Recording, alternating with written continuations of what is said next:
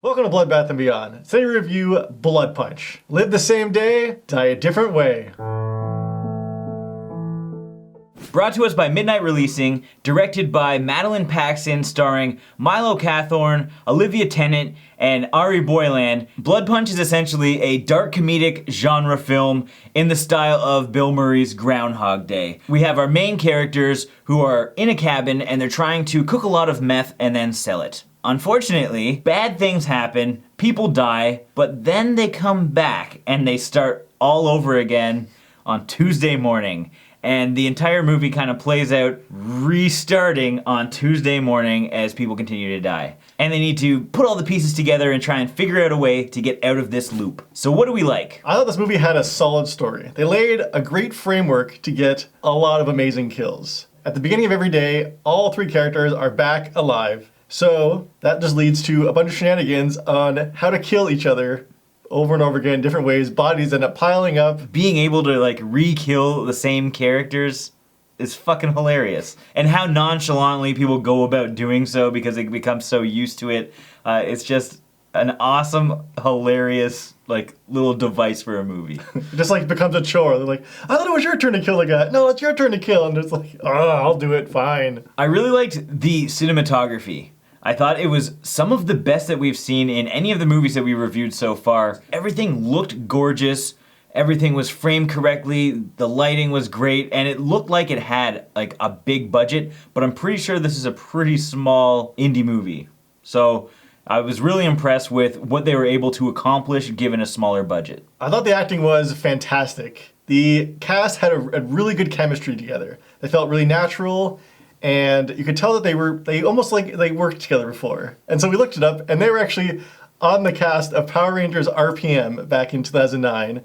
And actually, pretty much every character, even the writer and director, were involved in that. I really liked the acting. I really thought they all did a great job, especially when it came to being sarcastic and coming off with that dark humor, because it didn't seem forced, and it seemed like they could have just been naturally talking. I also really liked the music in this movie. I think it really set the tone for each scene. We had strings in certain high tension parts of the movie, and then we also had like kind of like a melodic, like upbeat comedic tone when we're supposed to just kind of be laughing along with the characters and through some of the silly montages that they have sprinkled throughout. This film had that excellent blood quality that we like to see. It was a really dark red, wasn't too runny, didn't look like Kool-Aid, and just the way it splashed off some of their faces was spectacular. With that said, let's move on to favorite kills. My favorite kill is when Skylar and Milton, they're just kind of like discussing what they need to do for the day, trying to figure out all the pieces to the puzzle. And Russell walks in and Skylar just picks up like a meat cleaver and just whips it at his neck from across the room. It just slices him open. He's bleeding and he just falls to the floor. And it was just so fucking funny. My favorite kill is when Milton and Skylar are getting it on underneath the deck. Here comes Russell above them, they're stomping down, and they're like, oh, we gotta kill this guy. So then Skylar just straddles Milton, just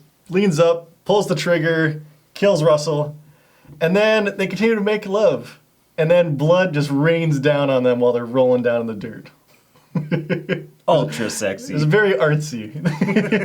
All right, now what didn't we like about this movie? I didn't enjoy the subtle sound effects they added. Although the music was very good, they added these little things like gunshots, and when Russell was hitting wood with an axe, it was added after the fact, but it didn't match up with the room noise. Yeah, I agree. Almost all of the different Foley effects just sounded off. Or maybe I think it was too loud, like they weren't mixed properly into the rest of the audio.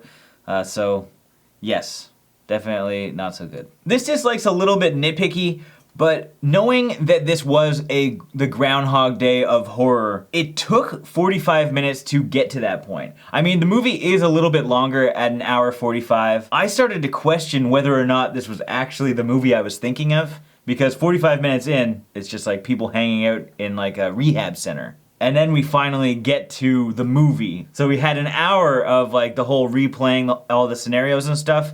I think there's gonna be a lot of people that leave before they get to the good part of this movie. Now it's time for our final thoughts and ratings. Blood Punch was an awesome and unique movie. We don't often get a really cool story like this especially when it comes to the indie horror genre. The acting was fantastic, the cinematography was some of the best that we've seen, and everything was really, really cohesive, and I was interested from beginning to end. The story allowed them to play with a little bit of the dark comedy, as well as introduce a bunch of cool kills, so I have to recommend this to anybody watching. It's probably one of Midnight Releasing's best pickups. So I'm gonna give this 4 nerd to badass transformations out of 5. I really enjoyed Blood Punch. It kept me engaged the entire time, and it kept me guessing as to what was going to happen next. I was a little concerned about how they were going to actually implement the groundhog effect, but I think they nailed it. I love the cinematography, I love the actors, and I love how the movie just fit together. I'm a little disappointed that this movie is actually titled Blood Punch because I don't understand the title. Unfortunately, I think it'll have a negative effect on the success of this film. So with that said, I'm about to give this 4 fantastic ways to light a match out of 5. As always, thank you for watching. Like this video and comment below with your thoughts on the film if you've seen it. If not, please go check it out. The links are in the description. And let us know in the comments what your favorite Bill Murray movie is. And if you haven't already, please subscribe to the channel to stay updated with our reactions, reviews, and games of What Would You Do?